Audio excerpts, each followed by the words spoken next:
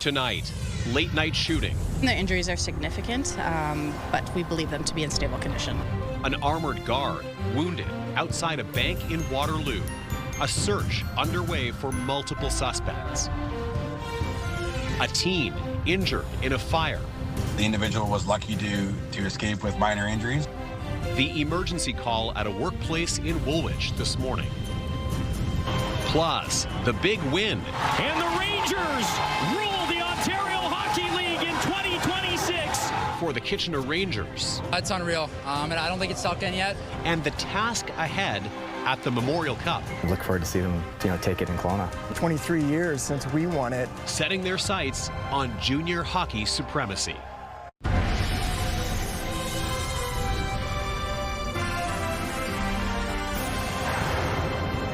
Good evening. We begin with gunfire overnight outside a bank in Waterloo. A man in his 20s who works for an armored vehicle company was rushed to hospital after a shooting. Police believe at least 4 suspects were involved. CTV's Karis Mapp brings us the latest on the unfolding investigation. This Scotiabank branch in Waterloo was closed after a shooting took place in the parking lot around 2:30 Wednesday morning. Officers responded to a call in the area of Herb Street West and Fisher-Holman Road in the city of Waterloo. Upon arrival, they found one male that had sustained gunshot wounds. He was transported to an out-of-region hospital. Police are calling the incident an armed robbery involving a shooting. When it happened, the 25-year-old victim was working for an armored vehicle company. The injuries are significant, but we believe them to be in stable condition. Garda World, a privately owned security services company, confirmed the victim is one of their employees. The safety and well-being of our employees remain our highest priority, and we're focused on supporting the affected crew member, their family, and our local team while fully cooperating with law enforcement, a Garda World spokesperson told CTV News. The victim was not alone when he was shot. The information that I have is there were 2 Garda employees. Police are continuing to investigate the shooting. They say involved at least 4 suspects. At this time, I don't have any suspect descriptions other than that there were at least 4 suspects involved. Investigators are still combing through video evidence and trying to canvass for further video to determine what the suspects' descriptions are, what direction that they fled in, and any other information that might help with the investigation. People who live in the area told CTV News off camera they didn't hear anything Wednesday morning due to the heavy rain. The investigation is ongoing. Anyone with information or surveillance footage is being asked to contact regional police. Karis Mapp, CTV News, Waterloo. A Toronto home remains surrounded by crime tape tonight after a 22-month-old girl was rushed to the hospital early yesterday morning without vital signs. Sadly, the child later died, and tonight her mother is facing a first-degree murder charge. CTV's Janice Golding has the latest. Viewer video shows us the scene yesterday morning, a home on Port Royal Trail near Midland and Steeles, a home where a young girl was murdered, allegedly by her own mother. Heartbroken because the kids are innocent. Police say it was just after 9:30 when the child's father, who wasn't home at the time, called them. When they arrived on scene, the little girl, who was just 2 months shy of her 2nd birthday, was found inside the residence without vital signs. Life-saving measures were commenced, and she was subsequently revived and taken to hospital. Tragically, today she passed away. Residents on this quiet Scarborough street say they were just going about their mornings when emergency responders arrived en masse. Fire trucks and police cars, paramedics and manager cars around this here, block this street. And moments later, they brought out the toddler. The baby was in diaper. When they carry out, they are doing the CPR. CPR, yeah. And I feel so sorry. Took the little girl into the ambulance, and then the mom was arrested on this side into the police car. She was kind of handcuffed. The child's mother, whom police have identified as 37-year-old Si Ting Yang, was arrested and charged with first-degree murder. It's an extremely tragic case. It's been hard for the first responders, the officers that first entered the house, as well as the paramedics, the firefighters, and all officers that have had contact with this case. An emotionally taxing case for emergency responders and traumatizing for residents who knew the family, a household with 2 young children, their parents and grandparents. Very sudden and shocking, very tragic. I can't believe it because I just thought the mother was pretty normal. This is Toronto's 8th homicide of the year. That report from CTV's Janice Golding. A teen employee was sent to hospital this morning after a fire at a woodworking company north of Elmira. His injuries are said to be minor, but the fire damage is significant. CTV's Heather Senerin reports. It was all hands on deck on Arthur Street near Sandy Hills Drive in Woolwich Township, with several fire departments responding just after 9 a.m. Wednesday. We occurred heavy smoke and some flames from the dust collector side of the building. The deputy fire chief says it started with a bang in one of the machines of this industrial business. Early indications state that this was a dust explosion that started within the woodworking facility of the industrial occupancy here. But we can't fully confirm that until we do a full investigation with the fire marshal office. A full investigation needed to find out what happened here. Right now, we have the Ministry of Labor on site, and we're waiting for the Ontario Fire Marshal Office to attend. The Ministry of Labor was called because one person was injured, a 16-year-old who works there. He was taken to hospital but has since been released. The individual was lucky to escape with minor injuries. The building billowing with smoke, a woodworking business. Crews could be seen hosing down large stacks of wood. An excavator on site to do the heavy lifting. The damage significant. Early estimates right now are about $300,000 in damages and lost product. Roadblocks were in place but have since been lifted. Fire officials expect to be on site into tomorrow as the investigation continues. Heather Senerin, CTV News, Woolwich Township. Okay, time for a first look at the weather. Let's head over to Ashley Bacon here in studio. Still a little bit unsettled out there today. I wanted to tell you on the way home after the late show last night, coming across the Grand River Bridge, massive flash of lightning in the sky. We had a little bit of thunderstorm activity overnight. Yes, which we anticipated. There could be a risk of a late night thunderstorm, and we didn't get as heavy rain this morning, which we thought could happen, but it certainly was wet and windy for a Wednesday. And this late into May, I think most people are pretty over it. But the good news is we only have to get through Thursday before things really take a turn. But if we focus on what's happening right now, looking at our radar, there is still a little bit of activity all around Waterloo region. We will continue to see spotty showers through the overnight hours and into your Thursday. By Thursday evening, though, things are going to start to clear up. Right now in Waterloo region, Tony, it's only 7 degrees out there, so pretty cold. A westerly wind at 32 kilometers an hour is making it feel even cooler than that. But as we take a look at most of southwestern Ontario there, things are definitely colder than where we would like for this time of year. Tony. Yep, this is the dip before it gets better. Ash, thank you for that. We'll talk to you soon. Well, the Kitchener Rangers are the Ontario Hockey League champions for the first time in 18 years. The Blue Shirts completed a 4-game sweep of the Barrie Colts last night, winning Game 4 on the road. And the celebrations, well, they spilled into the early hours of the morning back here in Kitchener. Let's head over to CTV's Colton Weens for more on this. Colton, wow, what a series. You had a chance to speak with Kitchener Rangers Cameron Reid's parents today about what that was like last night. Yeah, Tony, I did. Reid's parents were in Barrie last night and joined him on the ice after the Rangers hoisted the J. Ross Robertson Cup following the long drive back to their home in Elmer. And while they do still need to head to Kelowna for the Memorial Cup, the team, fans at Game 4 in Barrie, and fans here at home are reveling in the win. The Kitchener Rangers are the 2026 OHL champions, sweeping their series with the Barrie Colts in just 4 games. It's unreal. I mean, this is just amazing, man. Words can't really describe it. It's a really surreal feeling, and to have all the guys to do it with, and all the members of this organization, it's incredible. This is Kitchener for you. They come wherever you go, and they're amazing. We're really happy. It's everything you dream for, obviously. You come at the start of the year, the summer, you worked all year for it, and then these people are here, my family.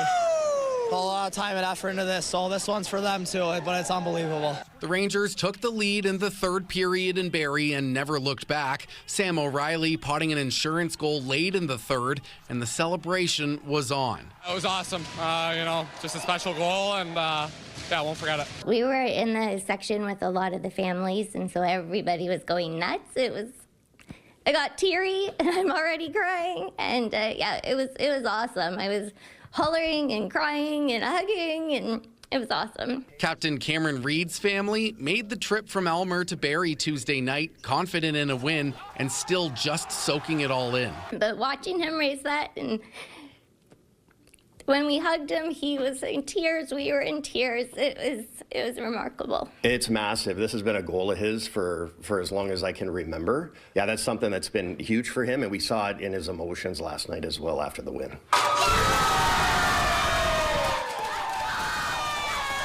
Back here in Kitchener, Rangers faithful watched from Moose Winooski's. What a great game and a huge win for the boys. To sweep in the final is such a great thing. Was not expecting the sweep, but fantastic to see Kitchener going to Memorial Cup in Kelowna. Go Rangers! Yeah, go Rangers. And after all the celebrations on the ice and in the bars, fans gathered outside the Kitchener Memorial Auditorium, waiting until around 2 in the morning to welcome their team home. The Rangers have a few days to celebrate properly before they need to focus on the next task. The Memorial Cup is set to begin on Friday, May 22nd in Kelowna, and Kitchener will soon find out who they will be playing in the coming weeks. We're super excited, whether it's in Kelowna or another area. We're just super excited to be part of it. Now, when I asked Reed's parents if they'll be booking tickets for Kelowna anytime soon, they told me they already booked accommodations and travel months ago. Obviously, they purchased tickets that could be refunded, but they were confident the Rangers were heading to BC and are just hoping they will win it all. Tony. Oh, what a moment for the Reeds, and what an impromptu party outside the Odd, too, last night. Colton, thank you. CTV's Colton Weens with the recap of that big win. And, of course, for the Rangers, their attention now turns to the Memorial Cup, which kicks off in Kelowna next week. They'll be one of 4 teams vying to take the top title in junior hockey. Let's go to CTV's Krista Simpson outside the Odd now tonight with more on this. Krista.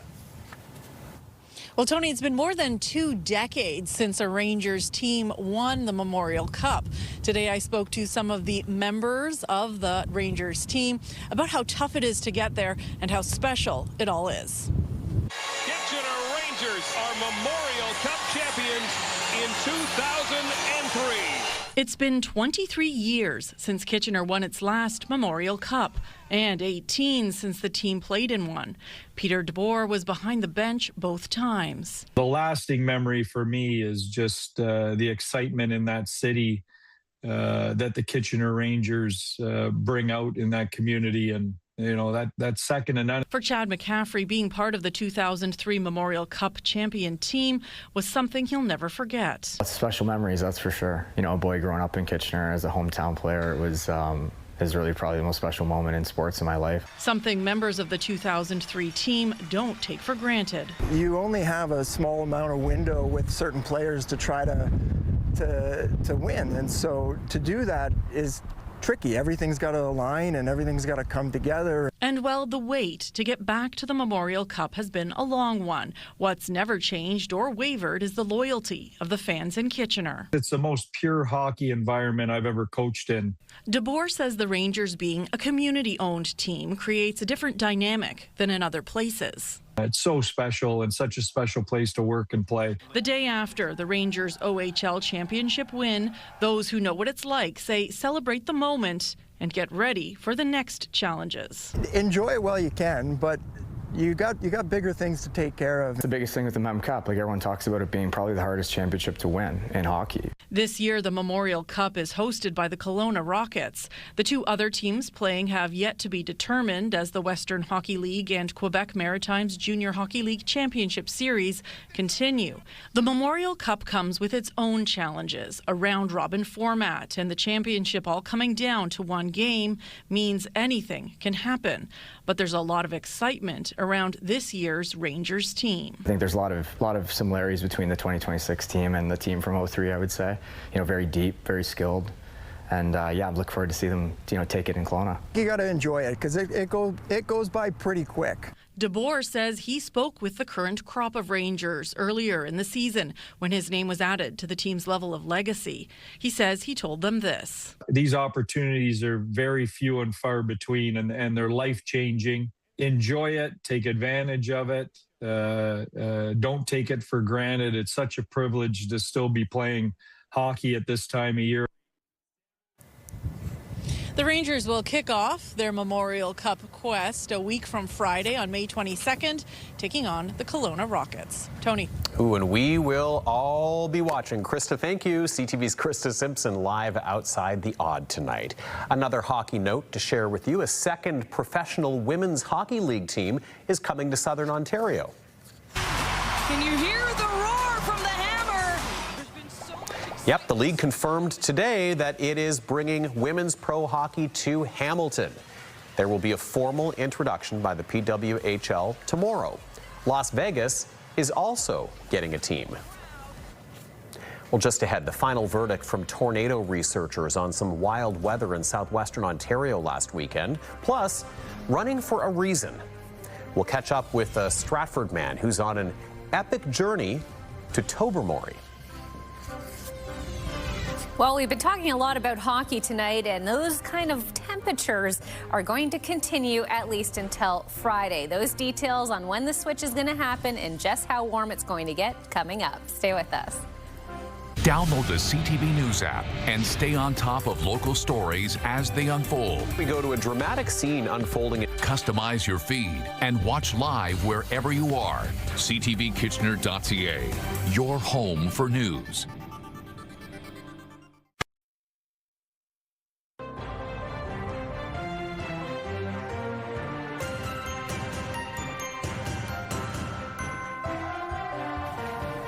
Researchers with the Northern Tornadoes Project have confirmed two separate weather events which happened southwest of Waterloo region last weekend. They say there was a microburst at 4 p.m. on Saturday in the Lucan area, followed shortly after that by a tornado farther to the east. Both events have been classified as EF0, with estimated wind speeds reaching 130 and 110 kilometers an hour, respectively.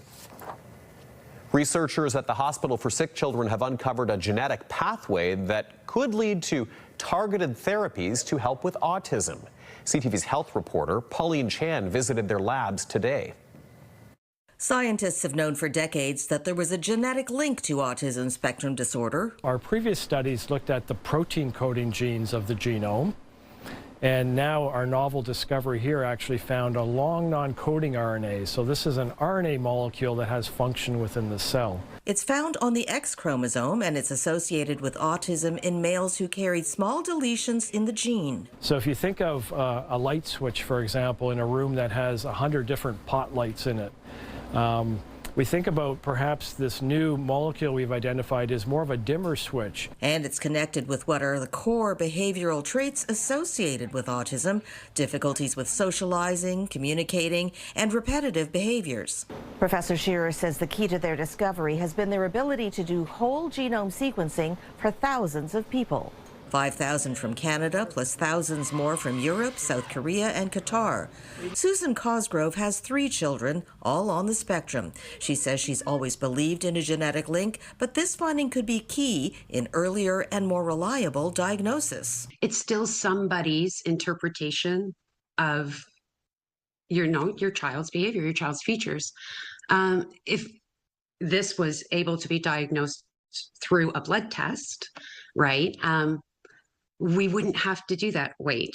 Now that we have cellular pathways identified, we could think about precision therapeutics for perhaps all people who have a diagnosis of autism. And that's why this is really a novel finding. Newer technology is helping this type of research examine regions of the genome it could never study before.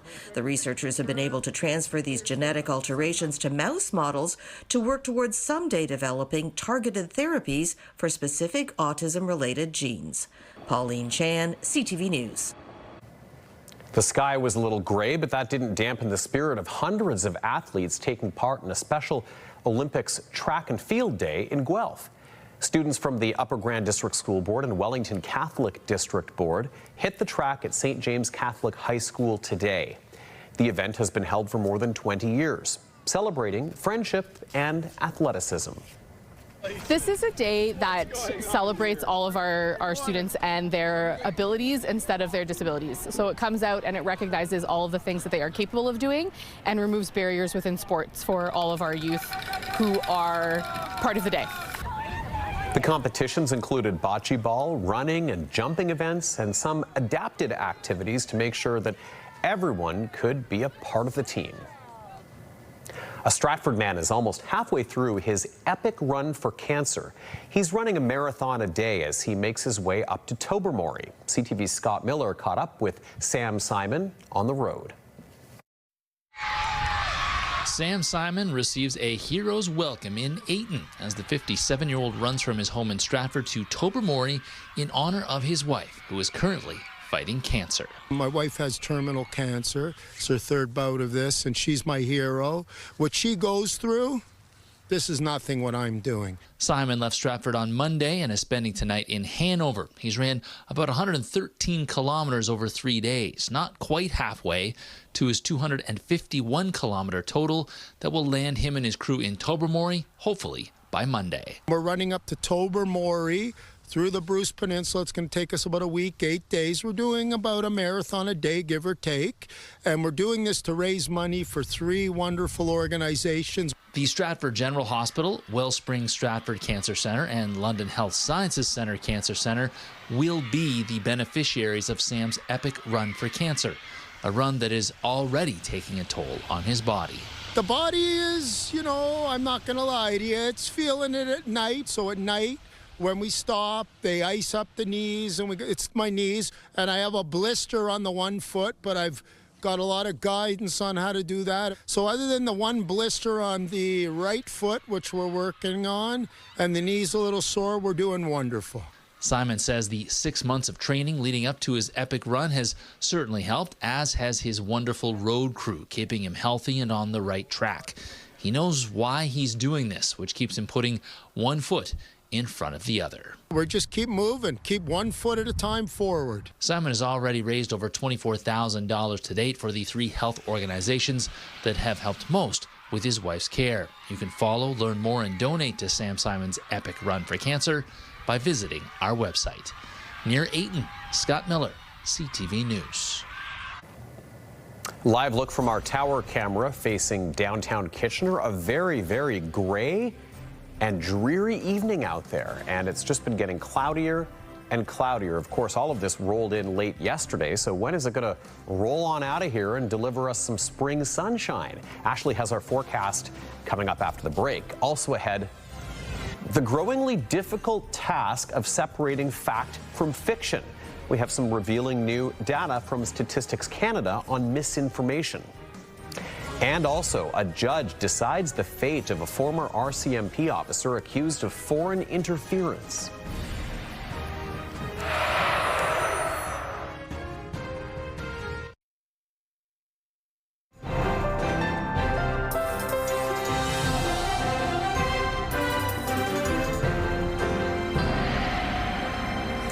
Ashley's back with our forecast. We're dealing with the lingering effect of all of these clouds and rain and thunderstorms that moved in last night. That's right. A little cold front is currently hovering over us, Tony, and it is really chilly out there. Spring storm. This is kind of the ugly side of spring weather. I feel like we haven't seen the really good side of spring weather yet, but it's coming. It is coming, and I think for a lot of folks at home, the long weekend is the unofficial start to summer, and it will certainly feel that way. But first, we've got to get through another day of cooler temperatures. Looking outside, as Tony said earlier, dreary is a good way to describe it. Definitely gloomy out there. Now, we aren't seeing too much in the way of showers at the moment, but that does not mean it's over. We are still going to continue to see scattered showers for the next 12 to 24 hours on and off. So be alert and make sure that you have umbrellas on the ready, because it is going to be messy. It will also be quite windy out there. So if you're like me and don't like to float away with an umbrella, I have a good rain jacket with a hood hood might be handy for you as well. We will still see, as I mentioned, spotted showers through the overnight hours and into your Thursday morning.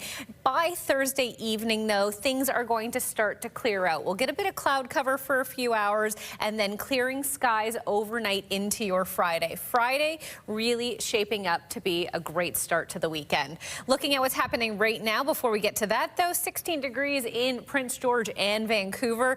Cloudy on Alberta's front, 21 in Edmonton, though, but over in the Prairie provinces, 25 in Regina. A bit of sunshine, very warm in Saskatoon today at 27 degrees, 23 for Winnipeg, and sunshine. As we move through to the east side of the country, though, things definitely cooling off. Cloudy with rain in Sudbury, Ottawa, and Montreal. We are seeing temperatures like 6 degrees. It's very chilly for this time of year. On the east coast, not much better. Corner Brook seeing a light snow this hour and just 2 degrees, 6 in St. John's. The sun trying to peek through. Here in our region, we're sitting at 6 degrees. So much cooler feeling, though, with that wind out there. Overnight, not dipping too much further down. We're expecting to get down to 4 degrees. There's a northwest wind at 20 kilometers an hour that's expected. That wind is expected to pick up a little tomorrow, around 30 kilometers an hour, and temperatures rising just to 12 degrees. And just as a reminder, back in 2020, we reached an overnight low of -4.4, so it could be worse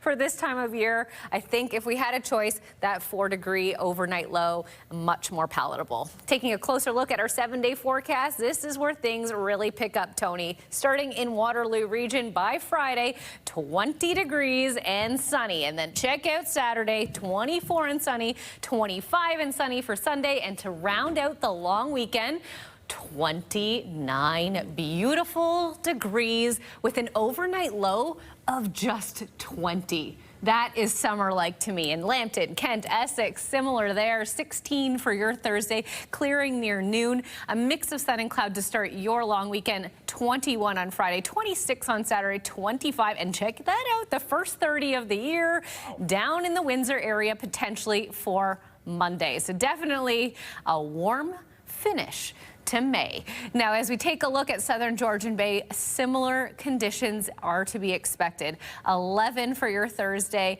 a mix of sun and cloud, but by the weekend, 20, 25, 21, and then 28. Not bad. Okay, let's take a look at today's Weather Watcher picture sent in from Lee, who is a resident of Elmira, who is flying past Devil's Glen, south of Collingwood, earlier this week and noticed some snow that's still on the ski hill. A big contrast to the spring fields below. Thank you for sharing, Lee, and thank you for putting into perspective that it's not so bad out there with a bit of rain today. You know, I remember growing up in the Ottawa Valley, 4.5 to 5 hours north of here. It would sometimes be into the month of May by the time all the snow disappeared from the forests where the sun didn't hit it throughout the month of April. There you go. So it could be worse. It could be worse, but hopefully that's the last of it. I agree. For this spring. Yeah. Ash, thank you. Thank you.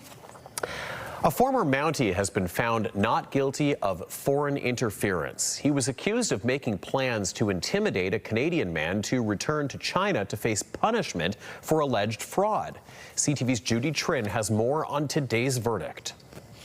In her decision, Justice Martha Devlin said the Crown did not prove that Miker intended to act primarily for the PRC's benefit or that he was in fact directed by the Chinese government.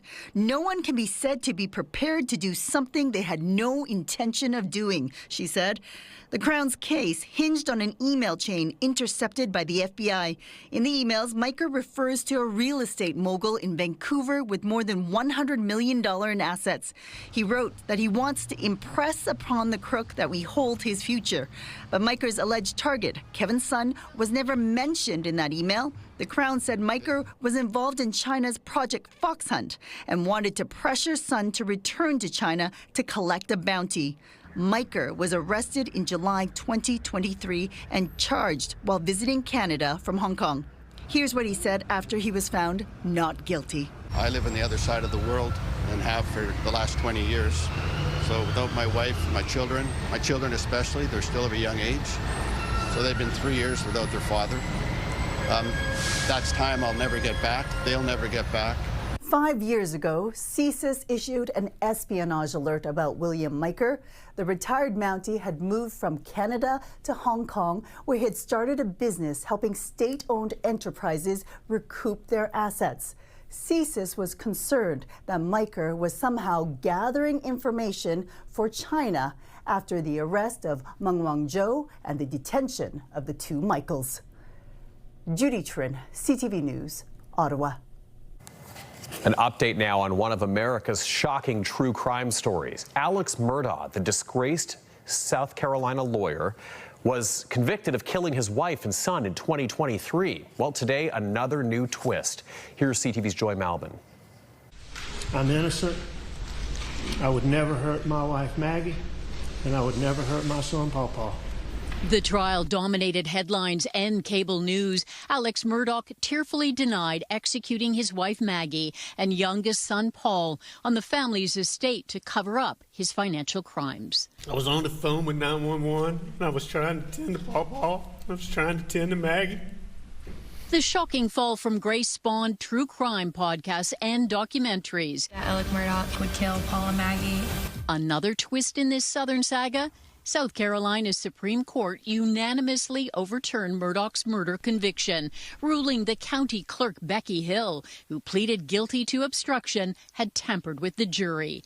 The justices wrote the clerk placed her fingers on the scales of justice, denying Murduagh a fair trial. Strongest point. I think the jury tampering by the clerk is something they were engaged in. Murduagh claims he is innocent. Though he lied about his alibi, there was no physical evidence linking him to the murders. He said he deserved to go to prison for what he did financially, but he can't accept the fact that he was convicted of murdering his wife and son.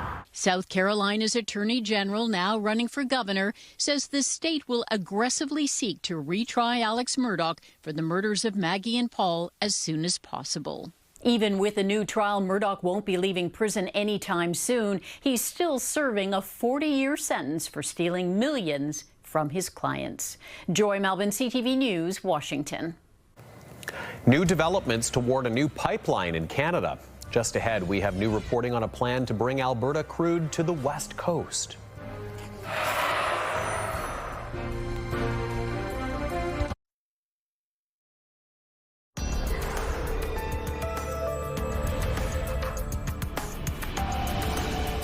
Canada's one step closer to getting a new pipeline that will transport Alberta crude to the West Coast. CTV News has confirmed a major piece of the puzzle has been addressed, but there are still many, many steps to go. With an update, here's CTV's Graham Richardson. After years of opposition and protest, pipeline politics are changing.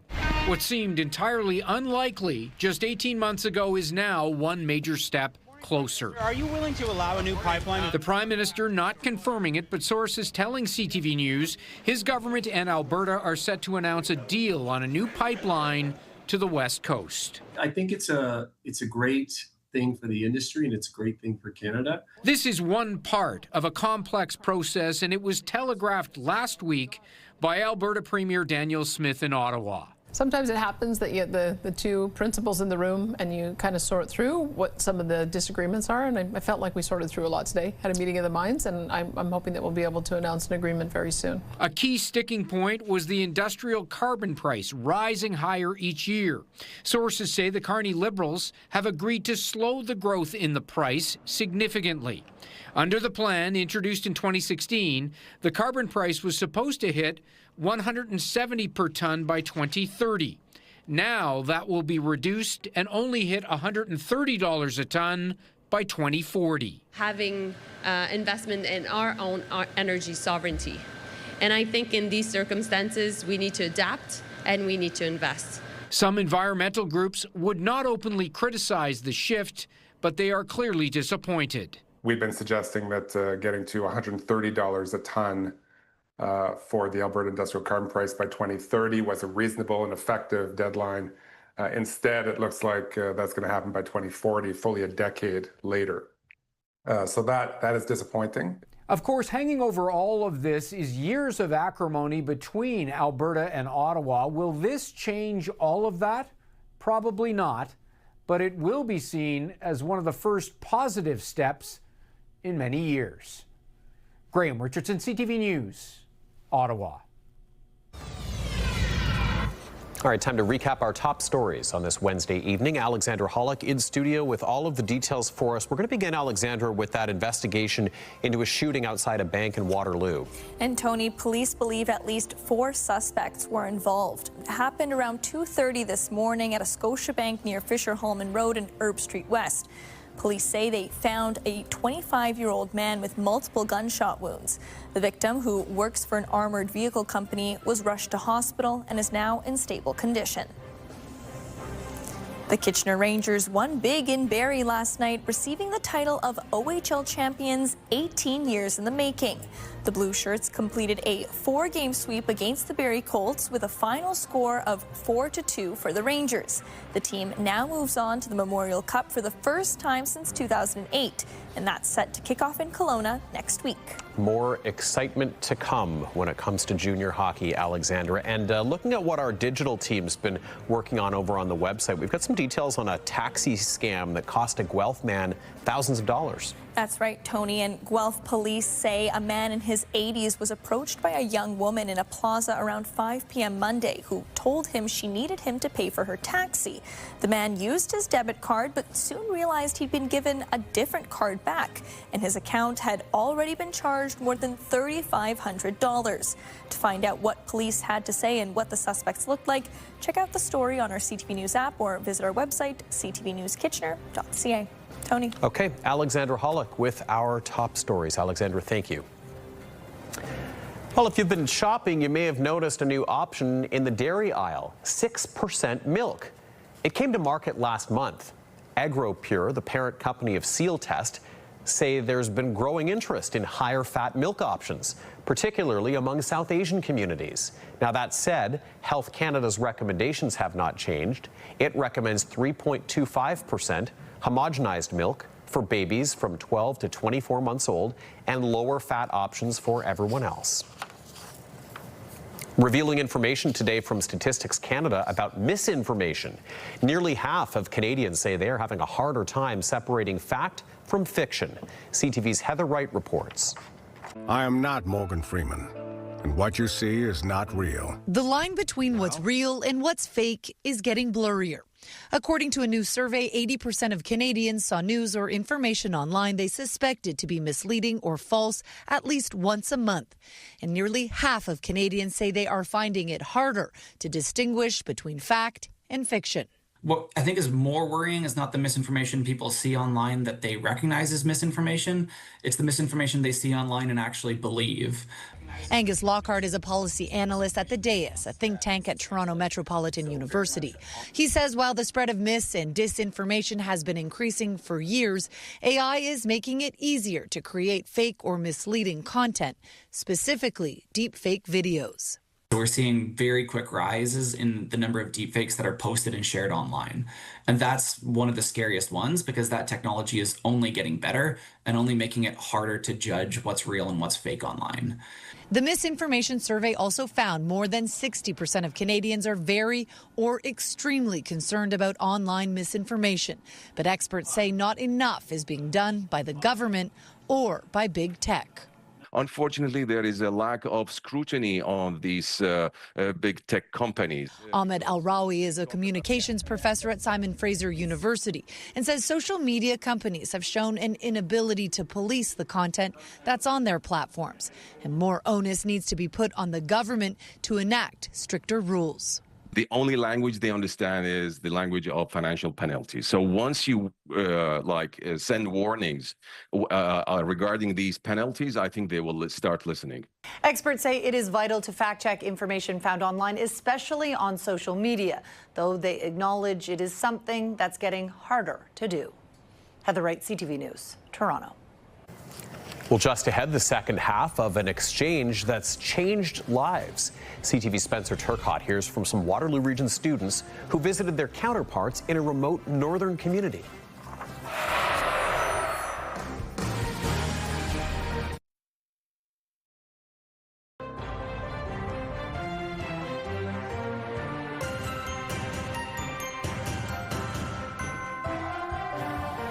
Students from Waterloo region traded city streets for Arctic tundra as a unique exchange program took them to a remote Inuit community.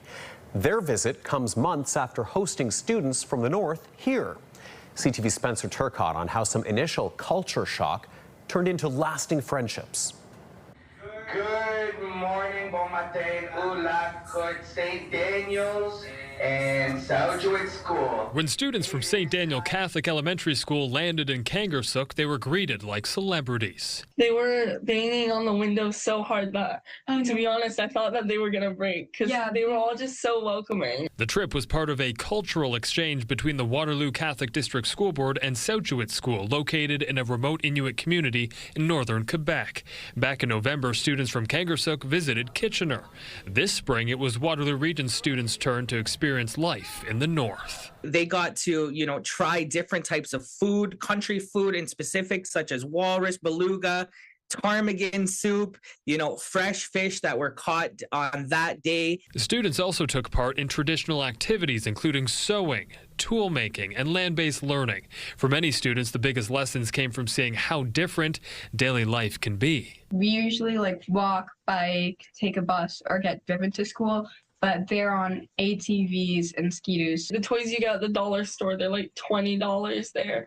And the Pop-Tarts, 4 Pop-Tarts, they're like $20. Everyday items at school are much more valuable too. There's a shocking difference that they only get supplies 3 times a year. Kangarsuk students were just as excited to share their culture. Maggie was excited to teach them how to make headbands and snow pens.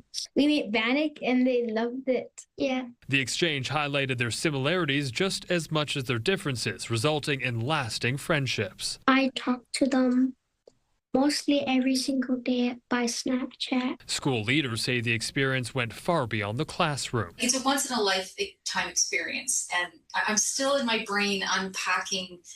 Each day I think about something from that trip. And teachers hope it's only the beginning. I'm so determined to keep making these opportunities available for our students. Spencer Turcotte, CTV News Kitchener. And we'll have more news in just a moment. First, let's check in with Ashley. Well, rinse and repeat. Tomorrow is shaping up to be very similar to today, but the sun will try to make an appearance. Those details after this break. E-Talk will start you off at 7, followed by The Big Bang Theory. Then it's Master Chef at 8, The Floor at 9, and cap your night off with Celebrity Jeopardy All-Stars at 10.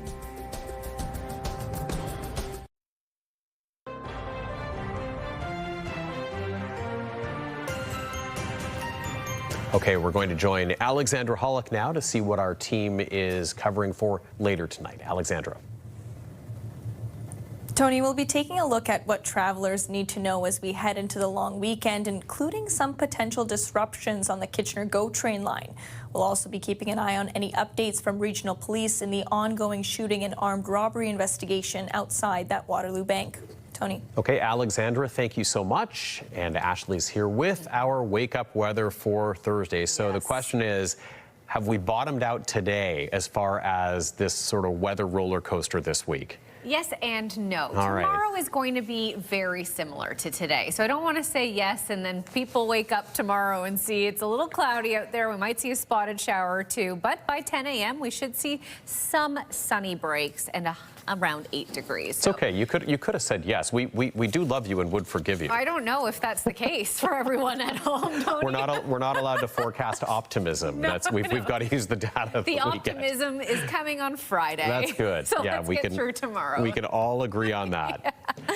All right. Well, finally for us tonight, a special moment in Ottawa today as students and the Prime Minister had a chance to meet with the crew of Artemis 2. It was smiles all around and a message as well about Canada's contribution to space. CTV's Annie Bergeron-Oliver has more on the astronauts' tour of the Capitol.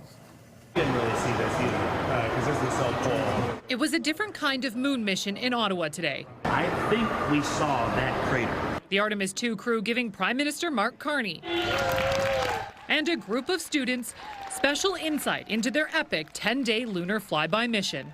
12-year-old Louis Castro Lopez among the middle school students who got to ask the astronaut questions. Yeah, I watched the astronauts and just to come here, like to meet our school was, wow, amazing. Fellow 7th grader Annabelle Busby Sheridan did too, and she got to hold a piece of meteorite from the moon. It was such a privilege. Like, I never thought, ever that I'd ever be able to meet them. Splashdown confirmed. The visit to the capital comes just over 1 month after the 4-person crew splashed down safely in the Pacific Ocean. We surpassed the furthest distance humans have ever traveled. Following a groundbreaking mission to the far side of the moon that captured the world's attention. Canadian Jeremy Hansen getting a special thank you from Carney. This is the flag that flew on the day you splashed down. Oh, wow. Hansen's trip into outer space was his first, and it was also the furthest any Canadian astronaut has ever traveled. Canada very much went to space, and I rode on your shoulders. That Canadian pride on full display at each stop in the capital, where fans, young and old, were inspired to reach new heights. I want to be the first man, and if it's possible, to walk on Mars. The Artemis 2 crew will now head to Montreal, where the astronauts will share more about their thoughts on the mission at the Canadian Space Centre tomorrow. Annie Bergeron-Oliver, CTV News, Ottawa. You know, it's amazing. It doesn't seem like that long ago that we were sitting here watching the Artemis 2 launch, and then the big splashdown event that happened, of course, when they all returned. And what a full circle moment. What an incredible opportunity for young minds to just be exposed to their knowledge and their experience. I love it. Too. I love this whole story and everything surrounding it. Can't wait till next year with that follow-up mission. All right, that's our time. Thank you for watching News Anytime over at CTV News Kitchener. Have a good night.